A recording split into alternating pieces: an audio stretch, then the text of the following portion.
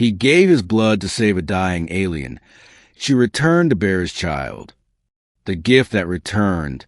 The war had ended, but the scars remained. The medical tent on the edge of the ruined battlefield stank of smoke, iron, and ash.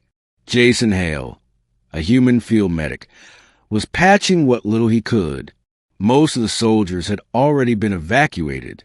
That's when he found her, half buried under the remains of a shattered dropship, her silver skin burned and torn, blood trickling from her lips, and one glowing eye barely open.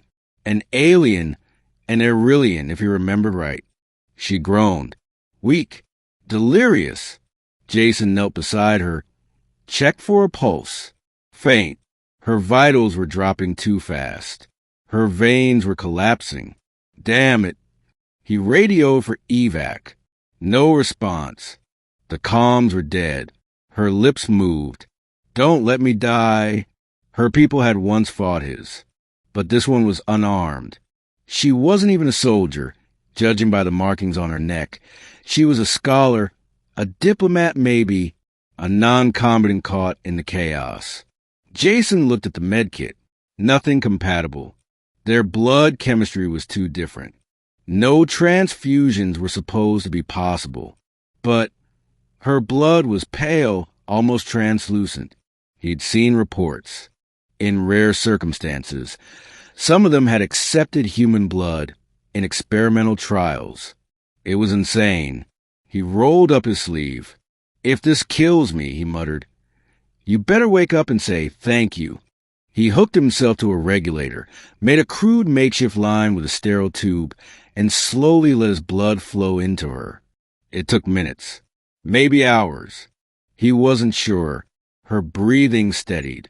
Her fingers twitched.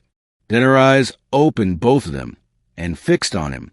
You, she whispered, voice dry as wind. You gave me part of you. Jason passed out a moment later. He woke up in a recovery tent. She was gone. No name. No trace. Some said she was taken by her people. Some said she died anyway. Jason never got an answer. Years passed. He retired early from the service. Opened a small clinic in the quieter South cities, near the borderlands where humans and off-worlders now mingle cautiously. He treated both, no questions asked. He thought he'd never see her again, until she walked in one rainy evening.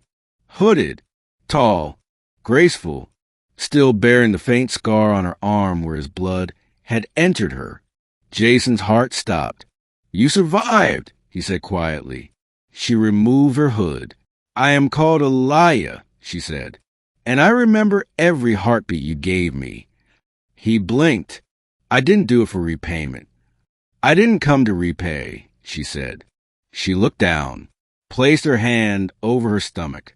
I came to tell you I carry your child. The silence was sharp. My what? He asked. She nodded once. You gave me life. Your blood altered mine. In the months after, I changed. My body reshaped, regenerated. I thought it was only recovery. But then, she looked away. I carry both your blood and your legacy. Jason rubbed his temples. Try to stay grounded. This shouldn't be possible. No, it shouldn't, she agreed. But it is. He didn't know what to say. What could he say? Elia stood tall, proud, but not cold. Her people weren't known for sentiment, but there was something behind her violet eyes, calm, sadness, strength. I don't seek marriage, she said, or shelter. I only came because you deserve to know. Jason finally found his voice. Do you want me in the child's life? She hesitated. I don't know. Our worlds are not kind to what does not belong. Well, Jason said, we'll make a place for them. She stayed for a week. They talked, walked under the stars. She told him about her culture, how offspring carried not just genetics, but memory, emotion passed in ways humans couldn't explain. Their child would carry his spirit, his defiance, his foolish kindness. He told her about his family, the mistakes he made, the patients he couldn't save. And he told her that saving her was the one thing he would never regret. On the seventh day, she rose before dawn. "I must go," she said. "There are rituals, tests, but you'll come back?" She paused, then gave him something she hadn't before.